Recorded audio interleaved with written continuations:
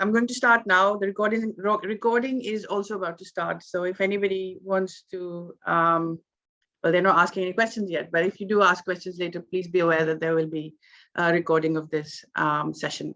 I'd like to welcome Dr. Christina Crawford. She's the architectural and urban historian. She's trained as an architect. She's assistant professor of history at Emory University in the US. Her research focuses on the transnational exchange of ideas about housing and urban form.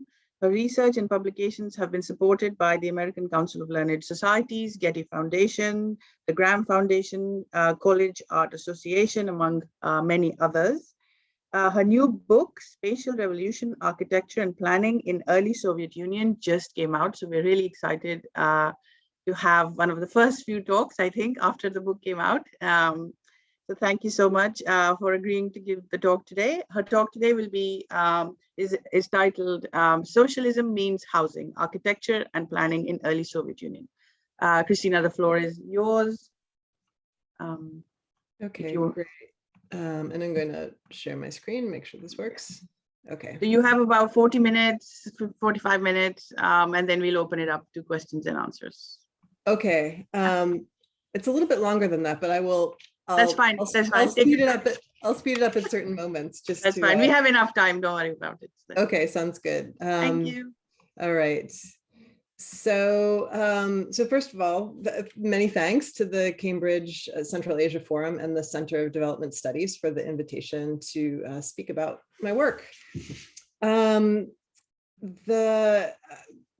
a historian of architecture and planning, and I began my career as a practicing architect and urban designer. So my talk will focus on the built environment, deeply situated, of course, in the historical and economic context of Baku in the 1920s.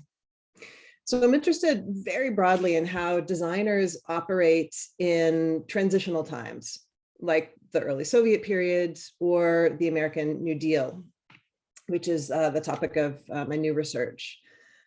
So these unstable times offer a space of opportunity in which experimentation, research, and precedent sharing in design is particularly robust.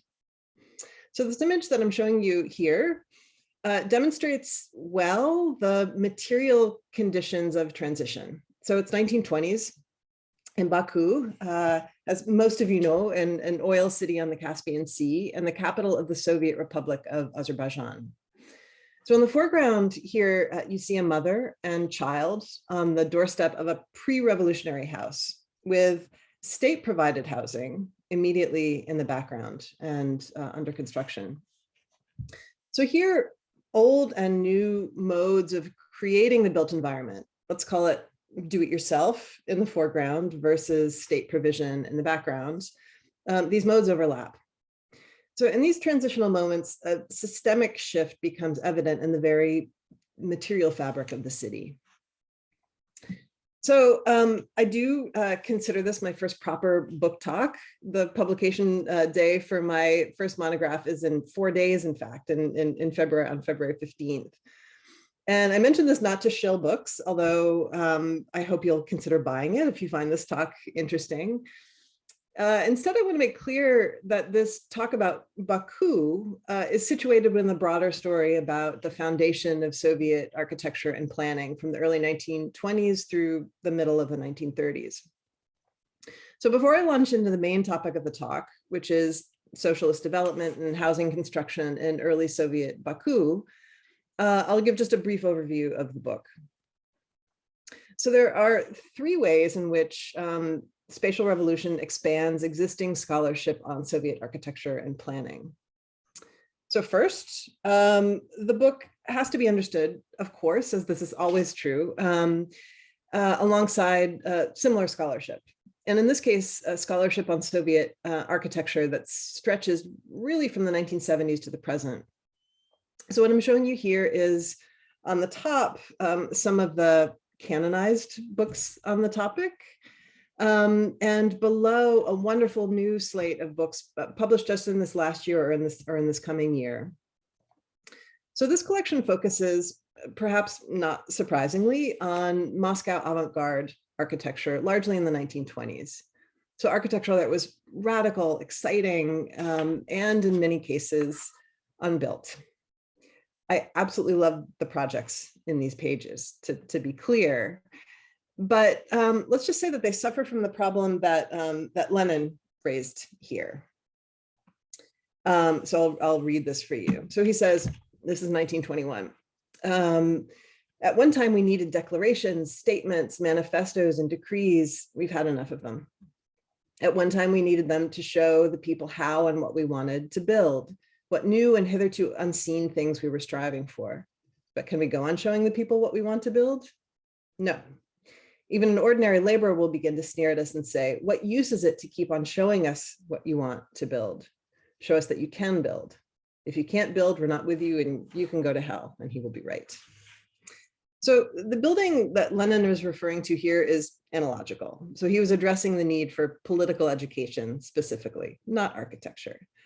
But the point was that it was high time in 1921 to start acting, to begin making things. So most avant-garde architecture discussed in the books I've shown remained speculative and immaterial. So I focus on the architecture that was actually built. So here we see the oil workers' garden settlement of Stepan Razin outside of Baku on the top, and the workers' settlement of Armenikend within the city proper of Baku on the bottom. And I'll speak about these really for much of the rest of the talk. Now, much of this work is not formally radical. It's not, certainly with Stepan Razin on the top, it doesn't look avant-garde, right? But it was experimental in its own right. And the fact that it was built under extremely difficult conditions and economic circumstances renders it remarkable. So second, I want to insist that early Soviet architectural production was inextricably tied to particular economic conditions. Not all socialist economies are the same, even in the Soviet Union. So in the period that I look at, the Soviet Union passed through two economic periods, the NEP from 21 to 28, where there was very little construction going on. It was sort of a rebuilding period. But where oil extraction in Baku, for instance, pushed replanning earlier than many cities in the rest of the Soviet Union. But then once the first 5-year plan began in 1928, construction took off in other parts of the Soviet Union. Magnitogorsk, another city that I look at, was the beginning of the first 5-year plan, Kharkiv at the end.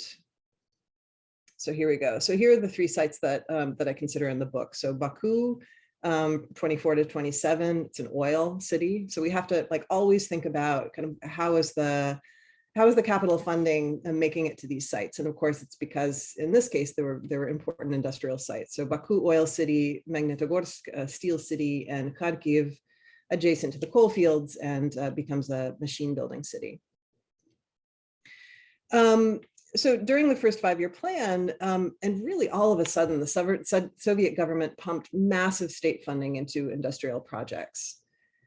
So as of 1928, 87 new towns were to be built to house up to 5 million people, and many extensions to existing cities were also planned, all in service of building an autarkic industrial economy.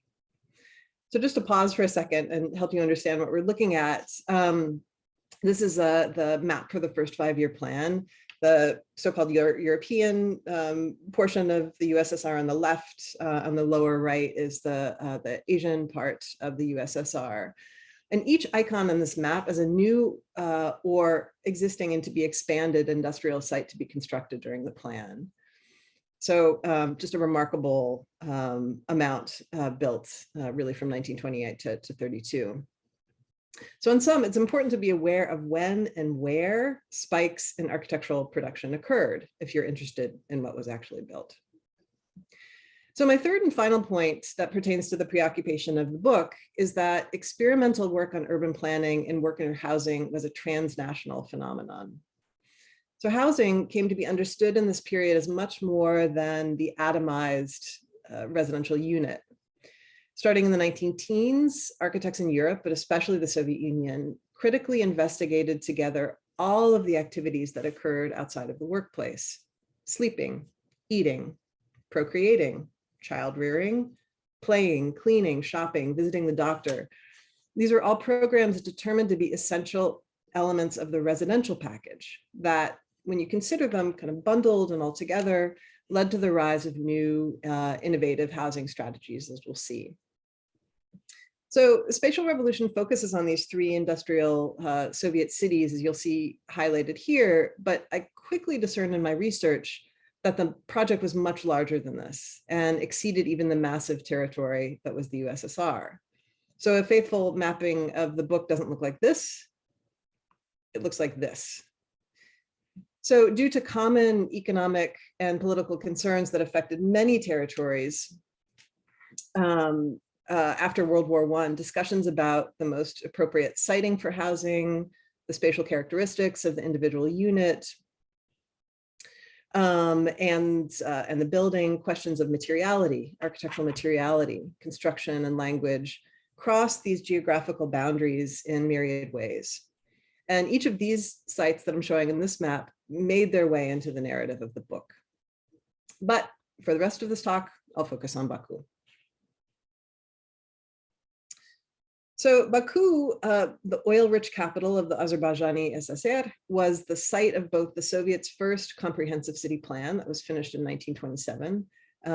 That takes up a whole chapter of the book, but I don't have time to talk about here.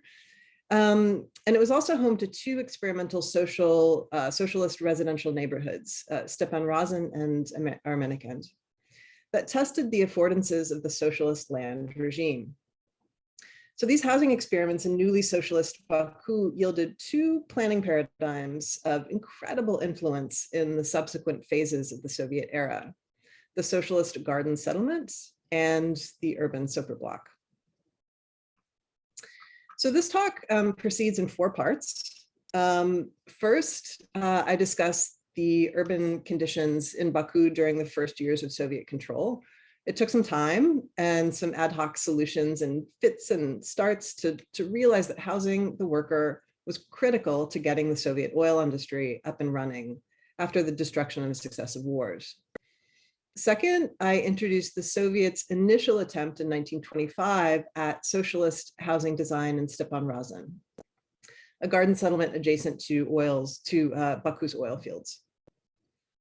Third, I described the urban superblock of Armenikend that emerged in response to the problematically low density, high cost development at Stepan Razin. Built between 1925 and 1927, the model urban block at Armenikend accommodated housing units, integrated social services, and shared green space in a purely pedestrian precinct. And then lastly, I consider briefly and in conclusion how the planning innovations in 1920s Baku ramified through the Soviet era, particularly in the 1960s when standardized mass housing finally took root. So I argue that Armenikend and Baku marked the birth of the socialist residential superblock, first known as the Kvartal and later the Mikrorayon. So to begin with the context. The Absheron Peninsula, with Baku as its administrative and cultural center, was a prize acquisition for the Soviets, as it had been for the occupying Russians, English, and Turks before them. So just to help you understand what we're looking at, and can you see my cursor here? Okay, so this is a peninsula right here, surrounded on three sides, let's say, by the Caspian Sea.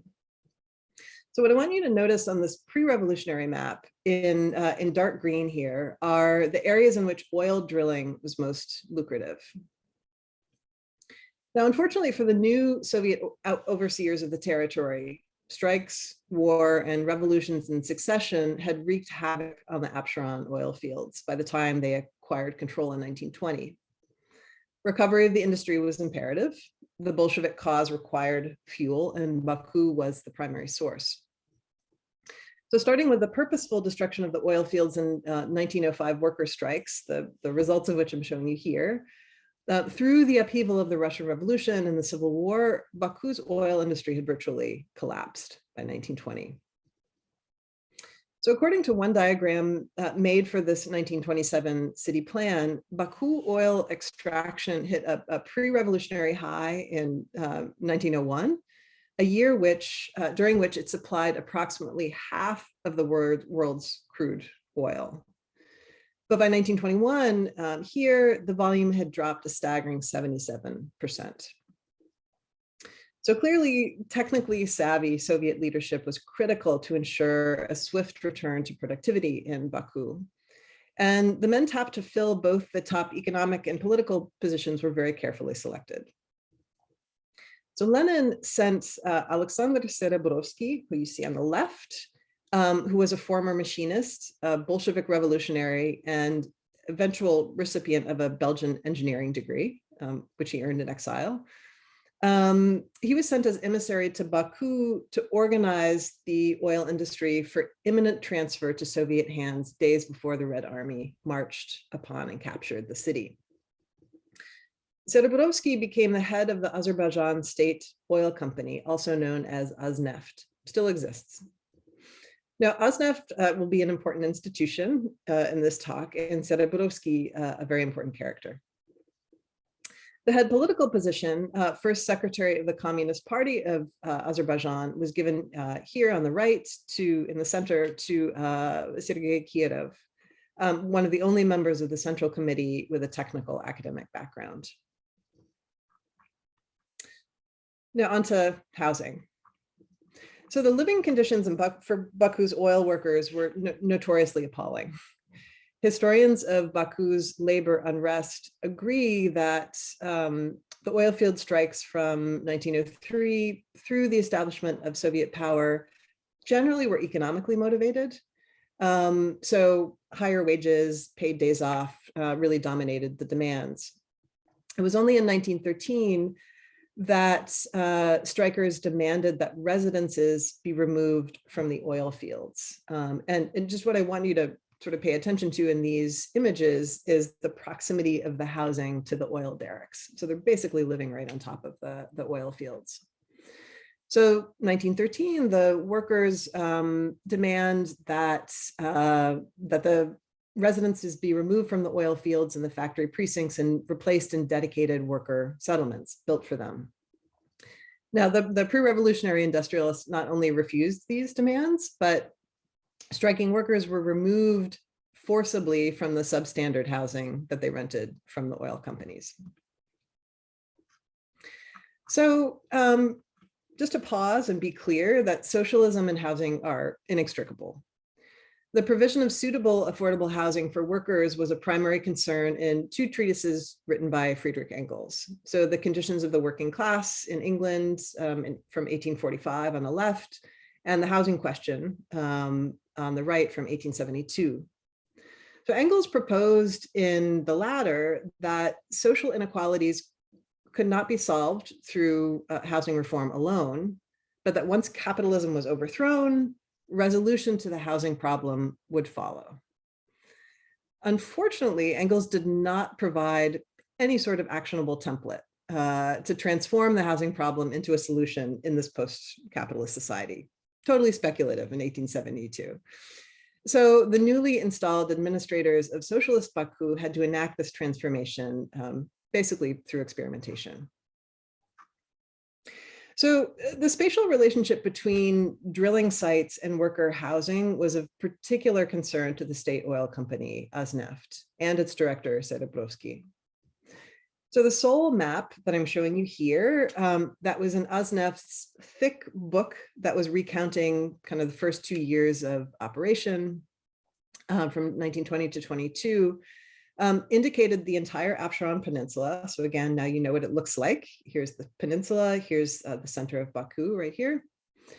So it's showing this peninsula veined with these solid red and then these dashed red lines. Now these lines are what are called anticline axes. I had to learn this in the research. I certainly didn't know this before. These anticline axes are the geological folds along which oil and gas drilling is most productive. And you can see that it's circling the city. So there's this solid red line that's circumscribing urban Baku ran directly through the industrial drilling sites of Binagadi, Balahani, Subunchi, Ramani, and Surahani.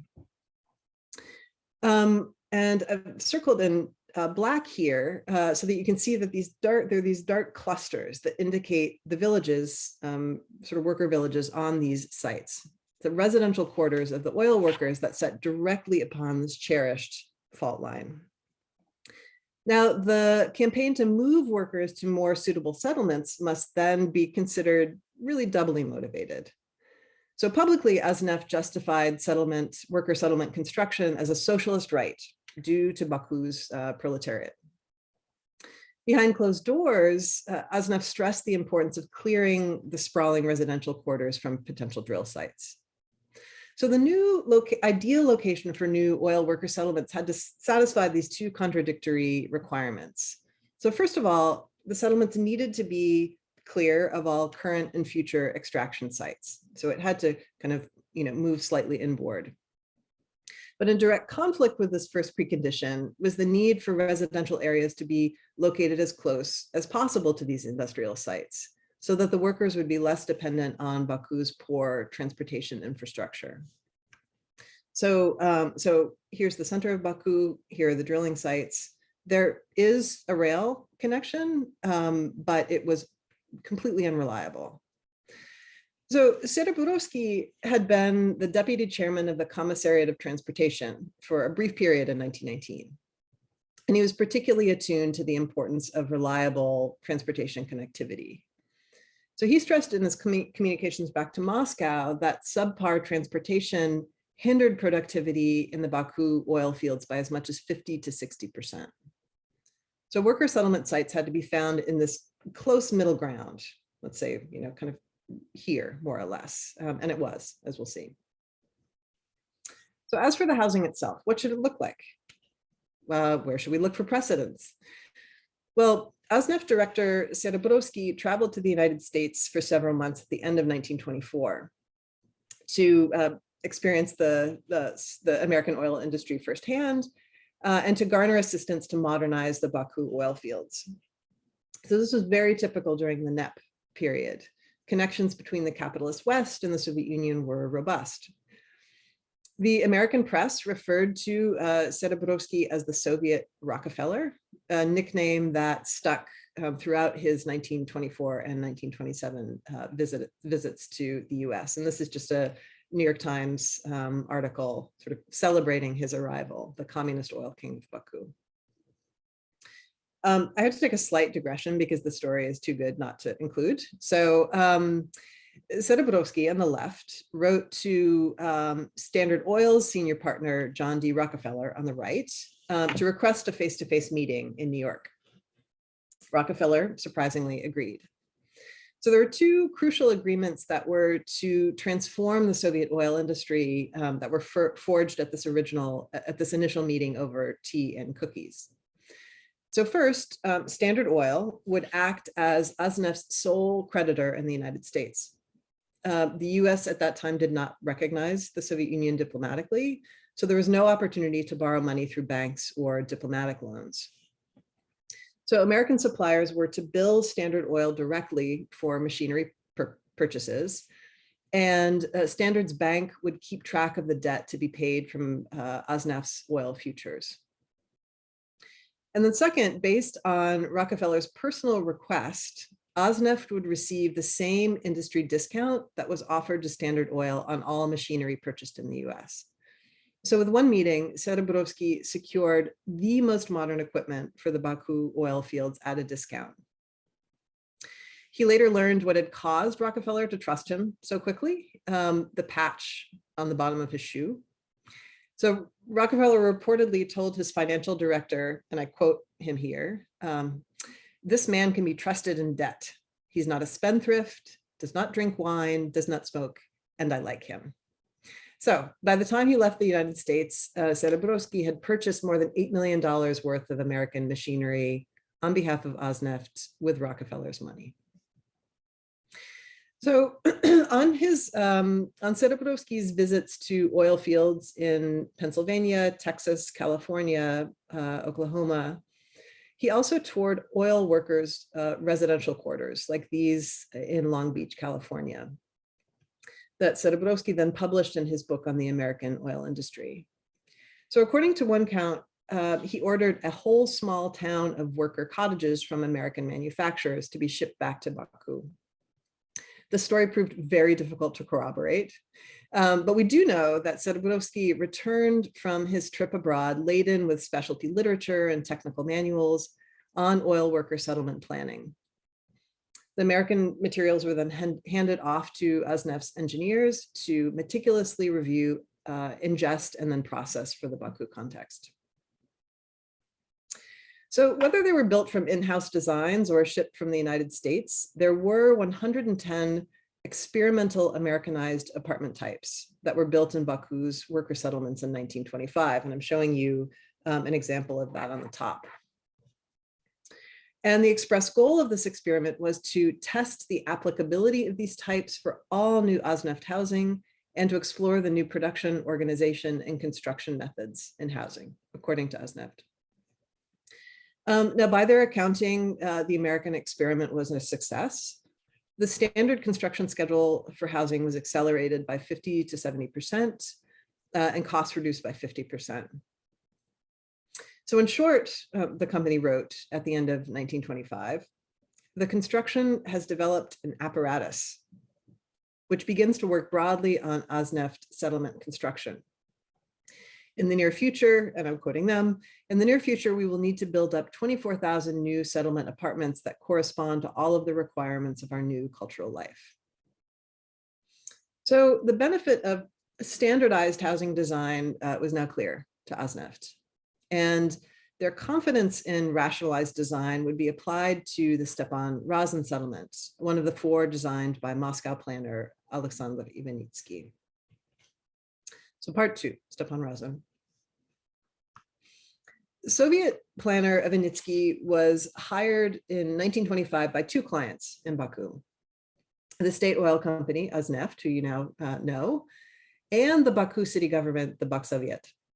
So these 2 housing projects that I'll share with you are the result of those separate, though interconnected efforts. Stepan Razin was designed for Azneft and Armenikind for Baksoviet. And I want to stress this point just to immediately correct one common misconception about architecture and city planning in the Soviet Union. It was not centralized and controlled from Moscow from the start. Local actors had significant power to oversee local construction projects. And as Baku demonstrates, there were even multiple design clients at city, republic, and state levels in the early period. So the planner Ivanitsky, who is here in the center with the bow tie looking sort of wistfully into the distance here, he was based in Moscow and traveled to Baku periodically to present his team's work. To the best of my knowledge, there were no Bakuvian architects or planners on his design team. This is not surprising. The number of trained architects and especially planners at the start of the Soviet period was extremely small. Ivanitsky, for instance, had trained as a civil engineer before the revolution. And 2 of the most prolific architects in Baku before the revolution, for instance, were German and Polish. Local Azeri, Armenian, and Russian technicians in Baku did conduct the existing conditions survey of the city for Ivanitsky, however, and ultimately they implemented the plan. And the clients, as I noted, were based in Baku and were highly attuned to local, particularly economic concerns. So Ivanitsky and his collaborators were hired to design 5 oil worker garden settlements for Azneft in 1925. Each of these is indicated by a number. So here's the center of Baku here, and then we see 1, 2, 3, 4, 5. Stepan Razin was kind of the 4 and 5 were bundled together to make the oil worker garden settlement of Stepan Razin. It was the largest, the most remote from the city center, and the one most critical to build quickly to house the workers near the historical oil fields that encircle the city. So if you remember, the anticline axis is sweeping around the city like this. And here are the existing settlements sitting on top of that anticline axis. Garden settlements, or in Russian, poselki sady, this is the term that Ivanitsky used for these Osneff projects, drawing on Garden City precedents that he visited in the UK. So on the bottom in color, you can see the original Garden City model that was developed by the Englishman Ebenezer Howard at the end of the 19th century as an antidote to industrial city life. So Howard's proposal was to move into the countryside and develop a population-limited, economically self-sufficient settlement untethered to the big city, which in this case was London. On the left, on the top here, you see the first garden city that was completed in Letchworth, designed by Raymond Unwin and built to the northeast of London in 1903. Now, Ivanitsky, the planner for Baku, had visited Letchworth in 1923, purportedly shook hands with the architect Unwin at a conference. And Ivanitsky knew that the Osneff settlements were not garden cities, since they were still tethered to the city of Baku, and they were not economically self-sufficient. So he invented this new term, garden settlement. But I hope that you can see that there are in fact formal similarities between these two plans. And it's very clear that the garden city was a precedent. So for instance, each of the cities kind of launches off at a railway station. So in Letchworth, it's here, in Stepan Razin, it's here. And they lead to these kind of broad planted green boulevards into sub-centers and then kind of spike out from there. So in terms of kind of the urban form, they're extremely similar. Now, while the site plans for the settlement were being resolved, the design team was devising housing types for a massive standardization campaign. So here on the left, you see a blueprint from the first phase of construction at Stepan Razin, 142 houses that were built from just 4 housing type designs. So the type 3, for instance, 58 houses, type 2, 47 houses, and on. But for this work, Ivanitsky tapped noted constructivist architects, avant-garde architects, actually, the Vesnine brothers as collaborators. The Vesnine designed a type 2 house that I'm showing you on the right in drawings, and on the left, the second house back in the photograph, was one of the most common types that was constructed in the first phase of Stepan Razin. Victor Vesnine noted that they sought to, and I quote him, create a link between contemporary housing and the strong tradition and lifestyle of the local population, end quote, in their designs. So Bakuvian vernacular, such as it was, registered most clearly through the structural materiality. So the houses were built of this local buff-colored stone, quarried not far from the site. And in the photograph, you can see, so here's a worker kind of sitting on a pile of these stones. You can see in the photograph this kind of texture on the walls, which is kind of, left to be viewed. And on the right, you can see in the drawing that was intentional. Otherwise, the 36 variants look to me reminiscent of Russian rural houses, known as izba, with their pitched roofs and their individuated forms. So, you can kind of, they stand alone, you can walk around them. Not similar to the flat-roofed courtyard configuration that was the Bakuvian norm that you see on the upper left. But quibbles about kind of aesthetic character aside, it was clear that there was a benefit to standardized housing design. In 1925 alone, the oil company completed hundreds of units in the first phase of Stepan Razin. So you're seeing the end of that construction right here. The timeline for this project is impressive. Relying on archival artifacts, I calculated that less than 7 months separated this architectural concept from the completed settlement. That's remarkably fast. So, so in terms of speed, check. The economics of garden settlement planning proved unsustainable, however. These standalone two-family housing types, like the majority that were built in this first phase at Stepan Razin, were costly to build, and the density was just too low to accommodate the numbers of oil worker families in need of housing. And before I leave this image, I just want you to note, so we see the housing in the foreground, a little bit more in the background, and quite far in the distance, comparatively, are the spiky bits on the horizon are the oil derricks. So they're proximate, but not on top. Okay, so on to Armenikend. And back to this map, again, just to reorient you.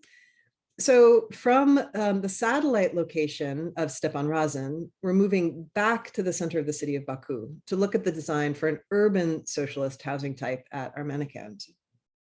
Here are the client changes. So as I mentioned previously, Ivanitsky worked not only for the oil company Azneft, but also for the Baku municipal government, known as the Baksovyet. So the Baksovyet controlled the territory in the city, within the city limits, in the city proper. For them, the only choice was to ask the planner to devise a different, denser housing type that could fit in the urban grid. Now, the urban character of central Baku at the turn of the 20th century exhibited two primary morphologies or urban forms. So there's the non-gridded part of the city in the historic Islamic core that I'm showing you right here, and in the neighborhoods that clung to the steep topography to the west. And I don't think I've mentioned it yet, but it's important to note how extreme the topography is in Baku. It's an incredibly hilly city. So you can imagine it more or less as kind of like a bowl that's dropping from the anticline axis, down to the Caspian Sea. So we've got these kind of steep non-gridded parts, but then we've also got the grid of the Russian colonial and the industrial neighborhoods to the north and the east. So the Armenican neighborhood at the northeast edge of the Baku city grid would be the test case for a denser socialist urban housing solution. The neighborhood benefited from relatively flat topography and a very hilly site, making it, according to Ivanitsky, Baku's most capacious and valuable land bank. And what I'm showing you on the left here, so this is the whole kind of 1927 plan for the city of Baku. Again, here's the center, the historic center. Here's Stepan Razin over to the right, and this is Armenikend. And we're here on the right, we're zooming in so you can see Armenikend, the outline of Armenikend here, and this will be the block that we're going to look at, test block 171. So early 1926, the planning team commenced design on the single urban block, or kvartal, on which to experiment. It would feature multi-unit housing types to address new modes of socialist organization within the pre-existing urban structure. Planning diagrams for Armenikend illustrate the prototypical Soviet superblock coming into being. I really, really love these diagrams, and I'm going to try to explain to you why they're so extraordinary. So the designers on this sheet alone, they cycled through 12 variations that combine multi-unit apartment buildings, which are in the black parts, and open space in the white, on a standard 75 by 200 meter rectangular block. So these are all variations on the theme. The first 5 on the left are considered unacceptable options. They share these lightly penciled underlying grid lines that indicate the block's subdivision into private parcels, according to capitalist land logics. So, with this kind of very kind of split up type of land organization, there's only so much you can do, and repetition becomes the norm. In the remaining acceptable site planning options, so that's 6 through 12, On the right, the faint underlying lines no longer indicate private parcels.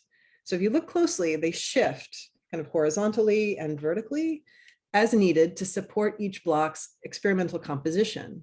And they really serve only as kind of snap-to guides. These unified blocks, now understood as kind of a singular piece of property, released from the tyranny of the granular private plot, are aired out and they become much more porous, with regular openings from the implied street edges into the courtyards that host freestanding buildings. In these diagrams, and there are a lot in the archive, I can promise you, just showing you a few. In these diagrams, certainly on the top and the left, they're even freed from the orthogonality of the grid. So they're not adhering to the street edge at all. Ivanitsky explained that low site coverage, meaning the amount of the block actually covered by buildings, which here is 24 to 30%, that's very low, that this kind of low site coverage was optimal because although construction materials were expensive in 1920s Baku, land was, he called it, free. So in the socialist land regime, all land is owned by the state. So the planner can design at much larger scales. Land has no monetary value. So spatial efficiency is not the goal. Low construction costs and high quality of life is the goal. So this collection of planning diagrams provides this unprecedented glimpse into the design process for a first generation Soviet superblock. First, the individual plot, the residue of capitalist land development, was inscribed by the designers, then purposefully erased. Second, they imposed new limits, so site coverage and population density at the block scale, to provide goals for the design and a measure of comparability sort of among the iterations.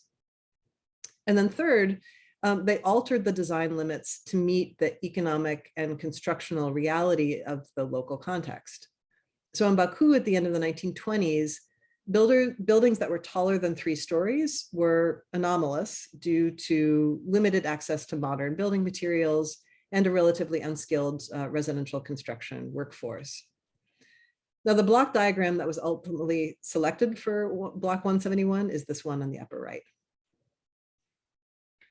And here's the general plan that shows the Armenican block more or less as it was built. Very, very, very beautiful drawing.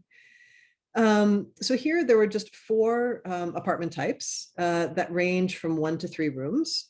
And they're distributed in these 3-story buildings that wrap the perimeter of the block, but then are separated periodically to allow passage into the block interior.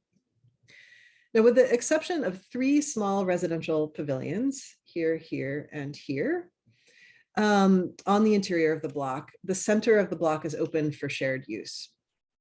So we've got landscaped plazas at multiple levels, small garden plots that organize this communal shared space. The service building that's here at the top at the center of the block's northern edge, divided into 3 sections, holds a laundry, a kindergarten, and a cooperative store.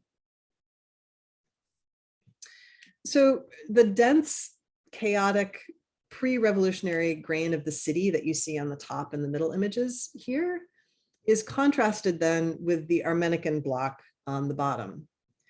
So it's architectural language of smooth, white, orthogonal, balconied apartment buildings surrounded by shared open space enacts rhetorically in this spread Baku's transformation into a modern socialist city. And lastly, the birth of the Soviet superblock.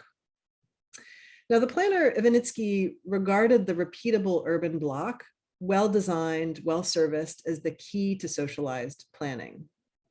So he wrote in 1927, "What was created by our revolutionary overturn must manifest as the decision to build whole blocks, precisely as is being done in Armenikend. When resolving the matter of the block, group of blocks, or even an entire neighborhood of the city, dwellings, laundries, kindergartens, etc., can be rationally distributed. But if you must resolve the issue separately per lot, nothing good will come of that, of course." So the urban block is socialist on 2 accounts. First, the ability to plan entire blocks or an entire urban region is made possible through abolition of private property, very clearly.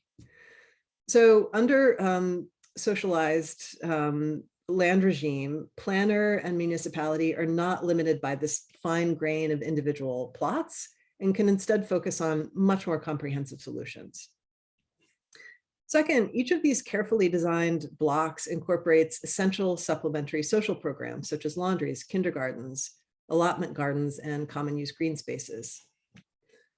Further, state-sanctioned block types can then be easily and quickly deployed from one block to the next, kind of in a repetitive pattern, which saves time, money, and effort in both the planning and the construction phases of socialist city development.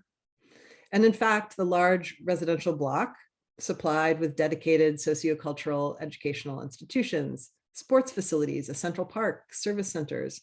This became a standard urban unit implanted throughout Soviet territories from the late 1920s onward.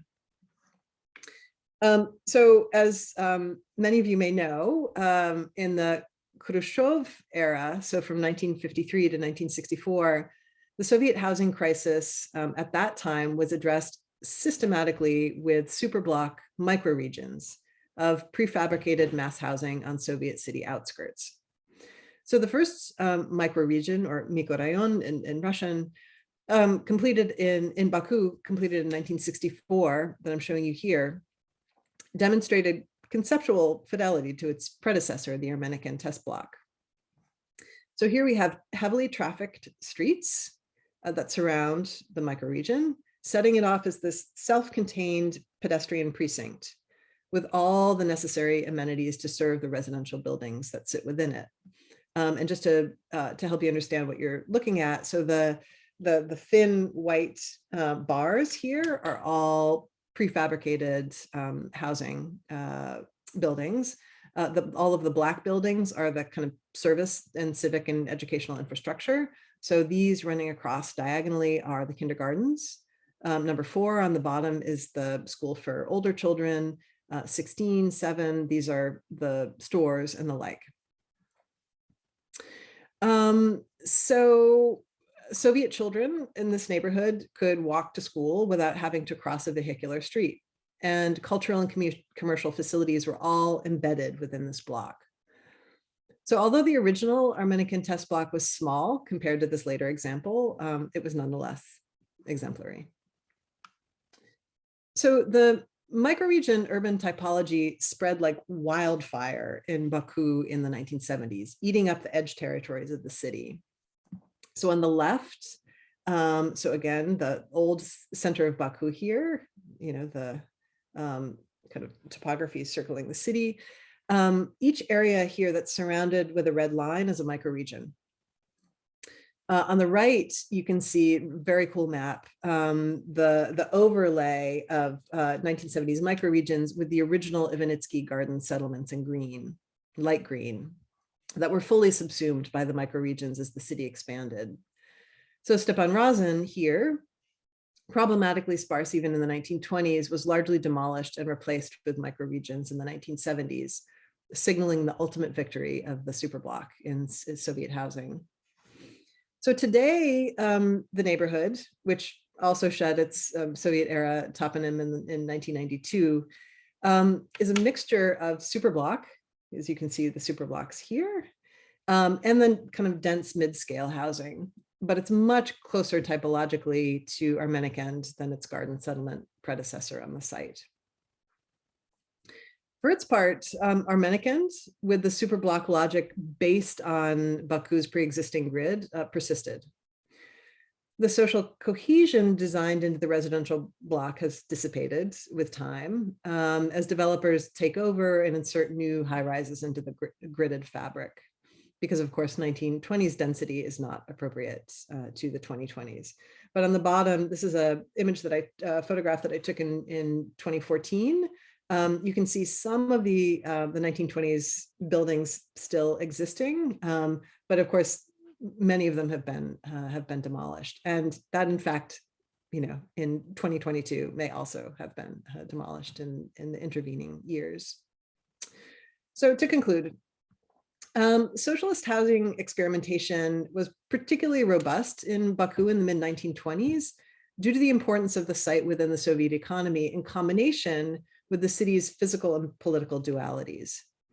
So Baku's two magnetic poles for economic development, the city proper, that you can see on the top at Armenikend, and the oil fields you see on the bottom, were overseen by two political entities, Baksoviet and Uzneft, who were sworn to cooperate, but each had a vested interest in solving its own immediate housing problem in the territory that it controlled. So Ivanitsky and his team capitalized on the significant planning benefit of land socialization, which was the erasure of private properties that render holistic residential development possible. Their test case in Armenikend marked the invention of a new urban unit, the superblock, a large section of the city in which residential units, shared open spaces, and additional amenities sit in these pedestrian-friendly precincts. The legitimacy of the superblock paradigm tested in Armenikend was immediately confirmed by copycat blocks of similar housing types that filled out the Baku grid in subsequent phases.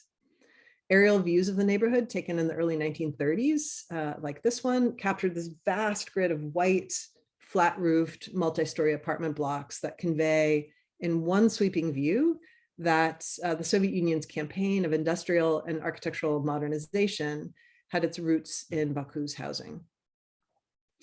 And here I just note that the cover image from my book is taken from this very image, which is one of my favorites, my favorite archival finds from the entire research process.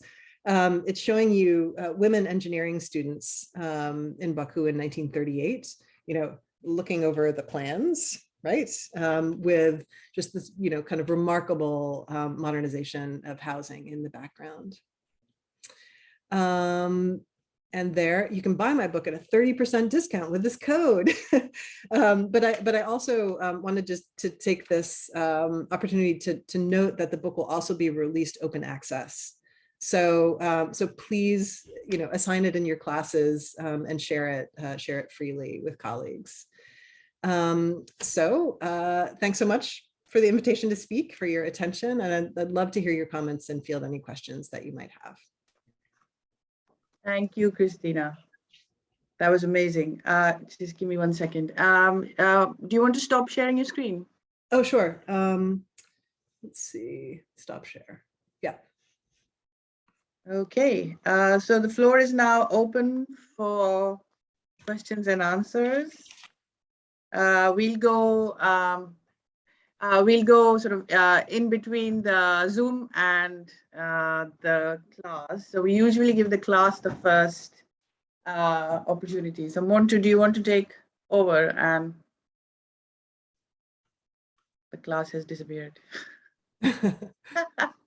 Okay, while they get their act together, Harun, do you want to go ahead and ask your question? Thank you very much. First of all, Christina, if I may, I enjoyed the presentation very much. I honestly speaking, I missed the first 10 minutes, but I'm gonna watch it, the recorded version obviously.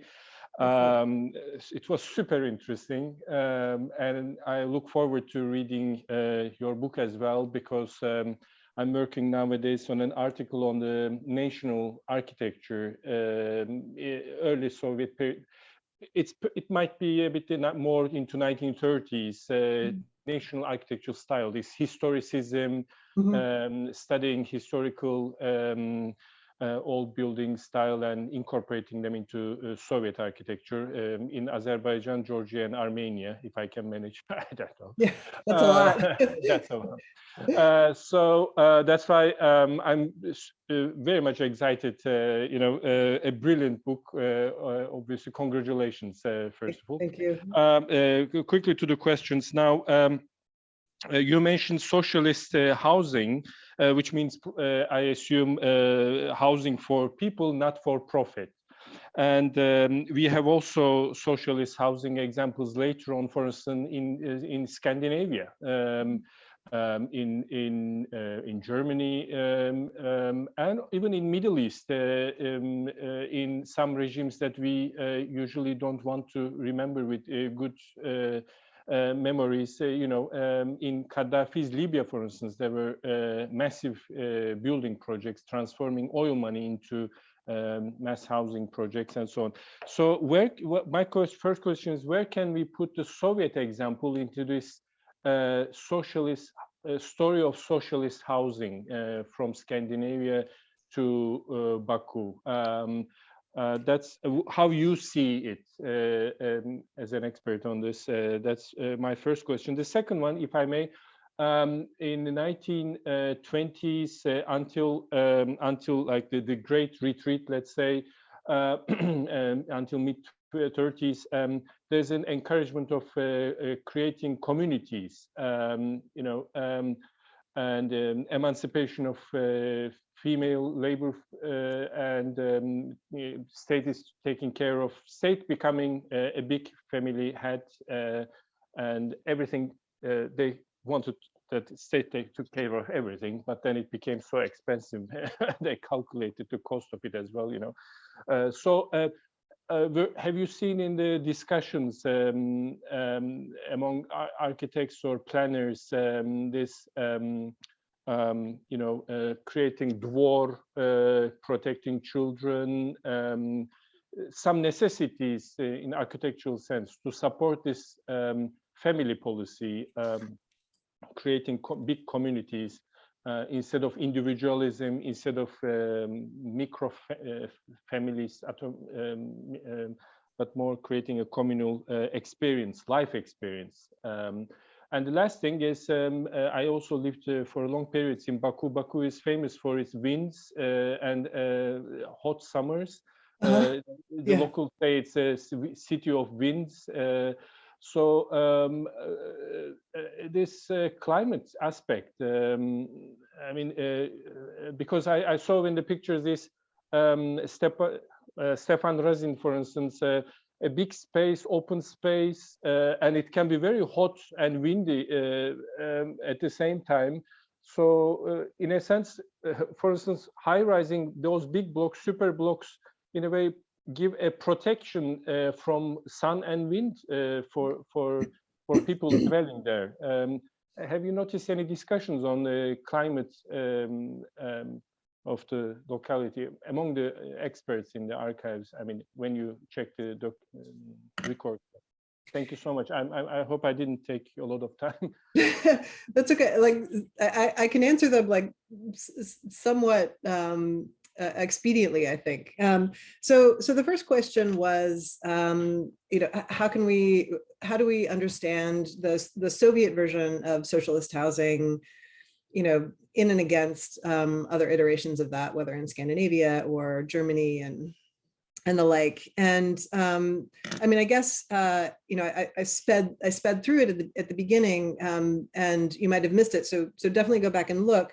But this was exactly a really interesting question to me once I realized the amount of exchange, just kind of intellectual exchange, but also like exchange of architectural knowledge. So architects from Germany looking at the Soviet examples, and Soviet architects looking at English examples and the like, that there was just that this was a transnational question at the time, perhaps certainly before they used that term, but that and architectural knowledge can travel in many different ways, so it can travel through a character like Ivanitsky, who actually goes to the UK, sees the examples and brings them back, but it can also travel through journals and photographs. So there was, certainly in the 1920s, hyper awareness of examples that were sort of percolating in different parts of the world. And then, the Scandinavian examples, I think, are like slightly later. The German examples are happening more or less at the same time. Architects call it precedent. You might call it copying. I don't know, but in architecture, it's called precedent. You're out there and you're just like looking and taking, from from other examples, and the context actually doesn't matter so much, right? Because architecture is its own language. So in terms of like formal, kind of organizational strategies coming from all over the place. But I think what is critical, and a point that is important to me living in a place like the United States, which in which we can't escape our sort of capitalist roots, is that what the socialist projects benefit from are just much larger tracts of land, where you can be thinking about many different programs coming together in bigger territories.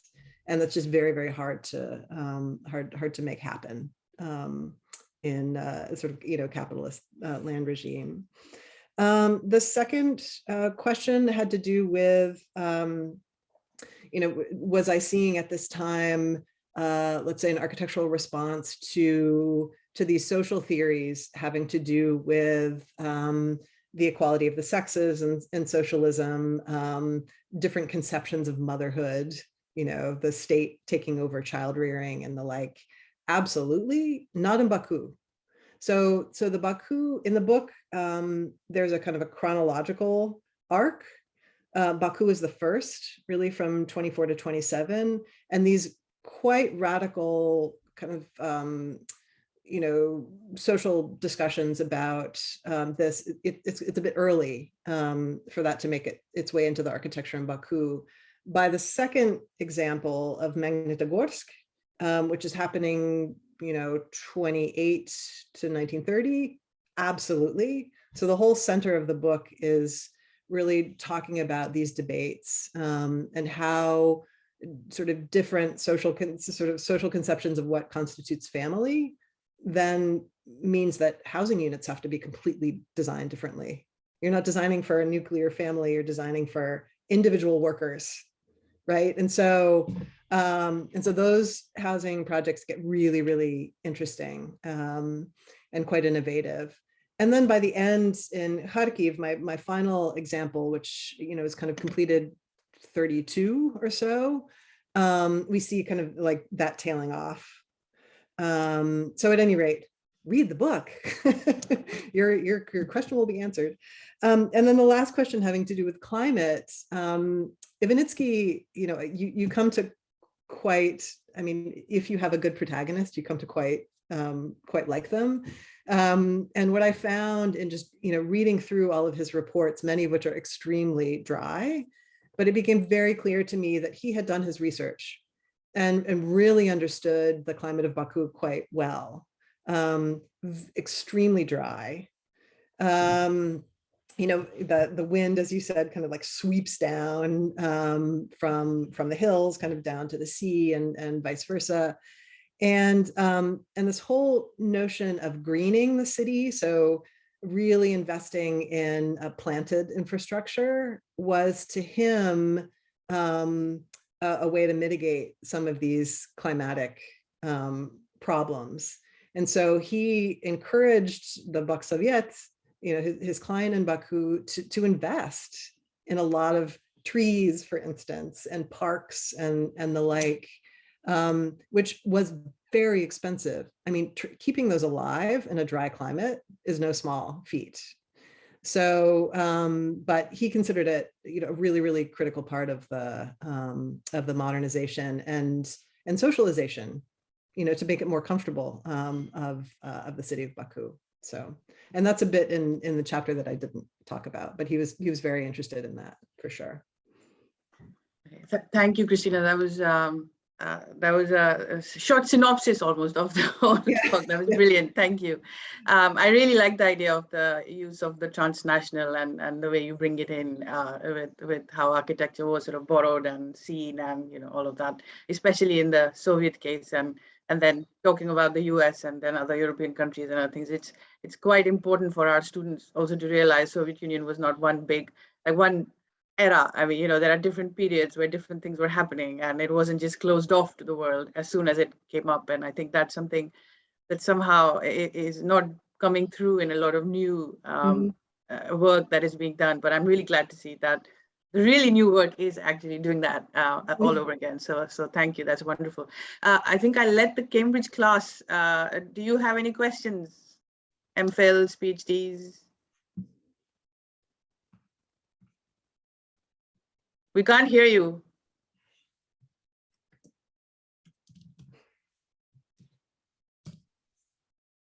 We still can't hear you. You're not muted, but somehow.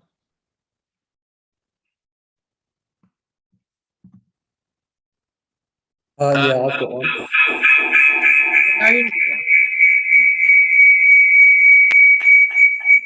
Now we hear too much. So. Hello, is the mic all right? Sam, yeah, go for it. You're part of the class, but you're online, so you can. Yeah. Go ahead. Yeah. Thank you very much. That was a really great talk. It was really interesting. My question is just this: what are the main pitfalls in understanding the early Soviet Baku housing projects? Yeah, I mean, I do paint a rather rosy picture, and not all of these projects were perfect by any means. I mean, I think it's interesting. Like there are more pitfalls, I would say, in the slightly later examples. So, like the Magnitogorsk and the Kharkiv examples, for instance, that tried in the architecture to instantiate these new kind of like ideas about social organization that then became very difficult to live in after that moment had passed. So with the Baku examples, they're not so radical in the way that they are organized. And I'm talking about the individual kind of apartment types. So, I mean, in Baku, maybe one of the pitfalls might be, as I talked about, like with Stepan Razin, that they hadn't quite figured out the right density yet. And so in those examples, they were like really experimenting, like they really didn't know kind of what the right answer was. And so they took effectively like types from Long Beach, California, for instance, right? Or sort of dropping them in Baku, and there just wasn't enough housing for the people who needed it. So that's, I would say that's one pitfall. And beyond that, I mean, Armenikend, the example in the city really functioned remarkably well. I mean, I haven't seen any sort of negatives to that particular project, and that may be why that became such an important example going forward. And I should mention, I mean, one thing that I mentioned also sort of in passing in the book, but I think is really important, is that those apartments in Armenikend were actually not intended for single families. They were also multifamily apartments. And this took me a while to figure out that they were kind of like communal apartments still, because the density needed to be so high. So, the Soviets never quite solved the housing problem to the very, very end. If the state, here's another pitfall, if the state decides we're going to house everyone, that's really expensive and really hard. And they never solved it. So maybe that's an important kind of, I wish that weren't the case, but that's a downside. Mm-hmm. Can you ask Nick?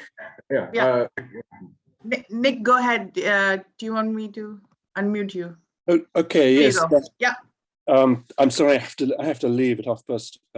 Unfortunately, but there was a hugely interesting piece. Thank you so much. I had two questions or two comments really. One was, do we see in Azerbaijan any innovation in terms of housing typology, which of course you do see later, remarkably, one or two examples in Moscow, Narkomfin, and so on. Mm-hmm. That was one thing. But the second was just a comparison I was making in my mind with those block plans, which are fascinating, with the kind of research that went on in the 1960s with Leslie Martin. I don't know if you're aware of this, Mm-hmm. where he was looking at the efficiency of block size in relation to housing densities and finding ways of making relatively lower buildings rather than tower blocks. He plumped for a sort of courtyardy system with continuous perimeter development and limited openings, which might be a bit better environmentally also for wind, I thought. And so I was interested whether there was, I'm sure he was aware of Soviet typologies, but probably not in Azerbaijan. Yeah, I mean, I guess, interestingly, perhaps, I would say that these experimental block types and diagrams are coming, they're not originating in this project necessarily, but they're iterations of types of kind of block organization that Raymond Unwin is doing in the UK at the end of the 19th century, beginning of the 20th century. So Unwin, I can't remember the date. It's right after the turn of the 20th century. Unwin, who's the architect for Letchworth, becomes the kind of Garden City architect, publishes this incredible tome, and in it, he's also kind of really trying to figure out the sweet spot of site coverage and density and the like to make livable spaces, and kind of what's in his what he's kind of pointing at as problematic, of course, are the really dense kind of inner city London type of blocks and neighborhoods, and he's looking to kind of like air it out. So Unwin is doing these kind of diagrams. Then the German architect Ernst May, very important character, who builds just an immense amount of housing in Frankfurt in the early 1920s, who then goes to work in the Soviet Union. I mean, it's just, you can see that. And, was Martin looking at those in the 1960s? Probably, so I think, I think these kind of like graphic experiments to start. No, he was certainly looking at Unwin. So in fact, right. there are no question. Yeah, direct comparisons. But of course, the problem is quite different because one of Unwin's famous papers called "Nothing Gained by Overcrowding." Right. But exactly. of course, that's not really the problem in Baku. You've got all this space. Right. So that's not really the issue. But the comparison is very interesting. This continuous investigation of typology in relation to block form and providing sort of community, and that's where Martin's little diagrams are rather similar. They have, the primary schools and the little shopping centres within the centre of the block, but the block as a wall of housing. Anyway, yeah, and I would, so, and given the time period, I would be shocked if he weren't looking at Soviet microregion planning, right? So that started the kind of mid 1950s. And I think it was quite well known in the UK. So, right, so all of these things, there's a very complicated web of kind of precedent sharing. And as for your question about were there innovative housing typologies in Baku, I didn't see that so much. So the individual units themselves, the apartment units themselves were not particularly innovative or radical, but what was the planning at the scale of the site, in my estimation.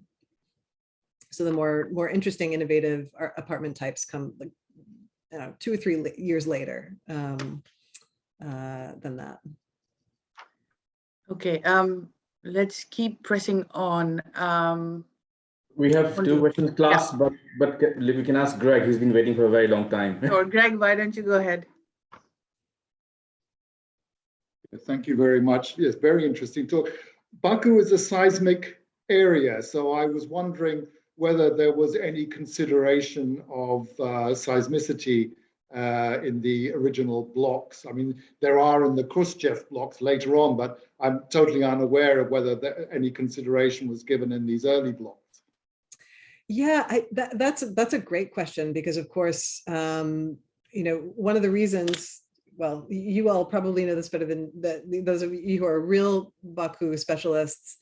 The reason that Baku became the capital in the mid 19th century was because of an earthquake and fire, in the previous capital. So, but despite the incredibly kind of technocratic, very research heavy reports that Ivanitsky, the planner, was making of Baku, I did not find any evidence of discussion of kind of needing to design for seismic activity, this is a very good point. And I actually had never thought about it before, but he doesn't mention it.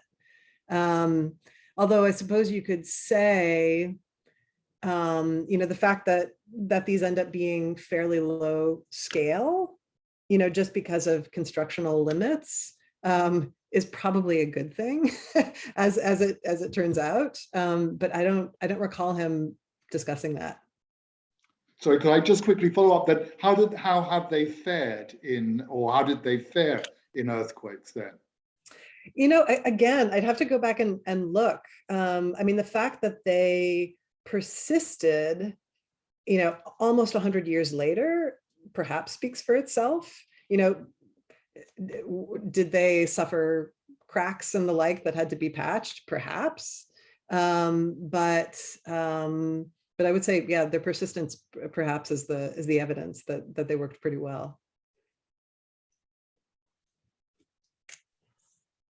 Thank you. 2002 paper, both Christina and Greg, by James Jackson here in Cambridge in Earth Sciences, which is about the active tectonics of South Caspian Basin, which touches on the history of this thing. And you may, I'll send the link out. That would be great. I'd really appreciate that. So now the class. So Anushka and then Kali. They can hear you. Yeah. Thank you very much, Christina. My name is Anushka and I'm an MPhil student in development studies. You mentioned that in 1922, settlements needed to kind of have two contrasting requirements of being clear of current and future oil sites and also being located as close to the oil sites as possible so workers didn't have to rely on poor transportation.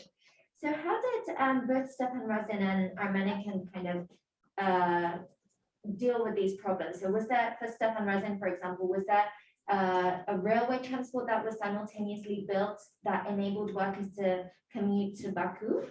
And in Armenican, how close was the settlement from the oil sites? So that's one question. And then, if you don't mind, I've got a second one, which is that given that these are quite top-down projects, is there any record or accounts of how the residents themselves and the workers themselves felt about it, or how they responded? What was their well-being in the two different settlements, and what was the overall kind of sentiment about them for the workers themselves? So for the first question having to do with transportation infrastructure, I mean, if we went back and looked at each of the settlements, so not only Stepan Razin, but there were a couple others built, designed by Ivanitsky and built more or less simultaneously, and they all are kind of predicated on linking up to rail. So so the kind of let's say the initial impulse was to kind of hook onto an existing rail that could then have these kind of spurs that went out to the oil fields. So that was a very important part of it. So Stepan Razin worked well that way. Armenicans, I don't know exactly who was living there, and this sort of slides into your next question. So, were there oil worker families living in Armenican? I don't know. It would be quite difficult and quite a lengthy commute from the center of the city out. It's possible, and as transportation infrastructure got better, this was certainly a part of the 1927, urban plan that Ivanitsky also undertook to create these transportation linkages, which in the later Soviet period were extremely good. I mean, transportation infrastructure is another good transportation infrastructure is another hallmark of socialist planning, actually. But exactly, at the time that it was finished, I can't say. So gaining access, this is one of the great frustrations of architectural history, I think I would say, is that the further back you go, even just to the beginning of the 20th century, it's very difficult to access the voices of the residents, or of the users of these places. I mean, some of the typical places that you might go is to search out, and I was successful in doing this for the other two sites, not for Baku. Sometimes there will be published memoirs where you can kind of, you realize that there's some information there about daily life, let's say, in a certain place. Did not find that in Baku, and that may be my own. If anybody has any ideas, I would welcome them. Sometimes workers' newspapers, but it's really, I would say, a problem of, certainly early Soviet, researching early Soviet projects in particular is, even if I were to find a workers' newspaper, or were to access the voices of interviewed residents, let's say in a party newspaper, like to what degree can we rely on the sort of accuracy of that information? It's really hard to get at it. So I don't know. But hopefully, as I start to talk about this a little bit more, there might be people who start to feed me some information about this. I would, it doesn't show up in the archives, right? For instance, the state archives, unless somebody gets in trouble and is, censured in some way, and you can sort of get at it that way, it's really hard to know what daily life was like, which is, of course, what we want to know. So unfortunately, it's kind of a lousy answer, but. Thank you. I think we can ask Leila, who has now written in, but Leila, please feel free to ask your question verbally. Yeah.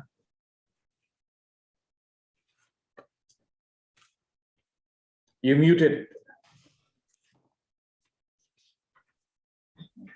I can't unmute myself. Thank you so much, Christina. This was so great and so enlightening. I lowered my hand because you answered my question with the previous question had to do with people who lived there, and you said that you don't know, so that's why I lowered it. But it was extremely interesting, and I'm working now on basically the inscription of urban lands of oil narratives in the urban landscape in Baku. So from a kind of very different social anthropological perspective, but also looking at urban landscape. And I'm really looking forward to reading the book. And I have quite a few questions, but I think we have pretty much run out of time now. So, and I hope I will find more answers in the book. Just maybe one comment about the wind, because I think I read quite a bit on the industrial architecture of the Soviet period, the Black City, and this kind of the Fabrično-Zavodskoy Rayon, the factory district. And I think the issue with wind is kind of dual. So on one hand, you want to protect the city from the wind, but on the other hand, wind is something that actually helps the environment in the city because it takes away the smoke. So it was also like for industrial architecture, at least, this was an important consideration, and that's why a lot of like residential areas were to the north, because the north wind blows the smoke to the sea and not onto the residential areas. I mean, this was really great, and I'm really looking forward to reading the book. Thank you. And I see your comment about the fact that Armenican fared well in the earthquakes. Yeah. And yes, right. So in your comment, you say that the sandstone, that Yeah, local yeah. kind of buff colored stone, Yeah. which of course is indigenous to the place, Yeah. fares much better than reinforced concrete, and that makes sense to me. Yeah, yeah, But that was the case, at least in the latest like more or less serious earthquake we had in 2000, I think. So yeah, a lot of the buildings that suffered were actually this reinforced concrete buildings, whereas older buildings, even from pre-Soviet period, they were in better shape. So the sense of it somehow, I don't understand these things, but it somehow creates, some makes it easier for the house to withstand the earthquake. Yeah, yeah, that makes perfect sense to me, actually. That because it's built from, It's porous, yeah. Porous in its individual pieces, Pieces, which can move, Mhm. as opposed to concrete, which is a monolithic Yeah. thing that can only crack. Like there, Yeah. there's no other option for that. But yeah, great. Thank you. Yeah. We have one from the class. Callie, go ahead. Thank you. Thank you so much. That was really, really fascinating talk. Coming from the US as well, just something that was crossing my mind in your talk. And I realized the goals of a lot of planning are. You have to speak a little loud. Can you hear me all right? Yeah, I can hear you. Yeah. Are radically different in the US, where there's inherently some concern of protecting private property and more of a security element. I'm just wondering, did you see any discussion of this in any parts of, at any points in the archives you looked at, maybe even later after the 30s that when you were looking, discussions of security or concern, whether not even gated communities, but it's just one of these features you notice in certain cultural landscapes that maybe is not, you don't see it in Baku necessarily, but was this ever a part of conversations or discussions in any of the architects or planners' minds, or when they were looking at, or perhaps when they were collaborating, working with some of the UK architects, was this something that was noted but not necessarily expanded on? So when you say security, like in terms of like safety, effectively, like for the residential, either property or personal safety, either or really. I mean, no, actually, and I guess, I mean, one way to answer that question is to say, okay, like what happened after socialism fell, and there are quite a few architects who've done kind of interesting projects looking at what happened to the microregions, for instance, after the fall of the Soviet Union, and they became the precincts became like immediately gated and privatized, right? Because yes, all of a sudden there's a kind of a discussion about security and this and that. And I would say like the whole point of like a super block, a socialist super block, was that it was completely, I use the term porous, but it's a territory that belongs to everybody and nobody. So the first time that I experienced, as an American, like the first time I experienced those kind of landscapes, they were quite uncomfortable to me because I didn't know where the boundaries were. But that was the point, right? That even though like in this first block that I showed you at Armenikend, it's still somewhat traditional insofar as like the buildings are wrapping the block, they're sort of, touching the sidewalks.